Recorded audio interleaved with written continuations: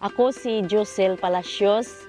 Ang business ko ay sugarcane, rice mill, at saka piyaya. Ang pangalan ng business namin ay DAFWARBA, Dama Farm Workers Agrarian Reform Beneficiaries Association. 22 years na siya. Isa po kaming Fair Trade Certified at Organic Certified na yung tubuhan namin ay nagpo-produce ng mas kubado at ini-export sa Europe at sa mga fair trade market. Marami kaming mga pagsubok na pagdaanan.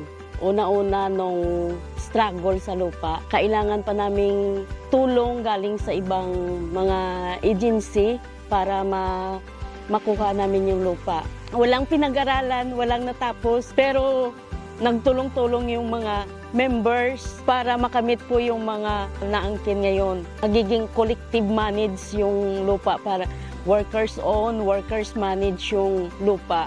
Sa tulong ng FTPN, maraming mga trainings na binigay sa amin. Lalong-lalo na yung pag-manage ng isang organisasyon, leadership, at saka yung financial. Hindi namin inakala na makarating kami sa ganito. Sa 6,200 nagiging 32 million na yung asset, total asset po ng DAFWARBA. May natanggap na dividendo yung mga members. Yung mga anak na hindi nakapag-aral sa kolehiyo, sa ngayon marami nang nakapagtapos ng kolehiyo.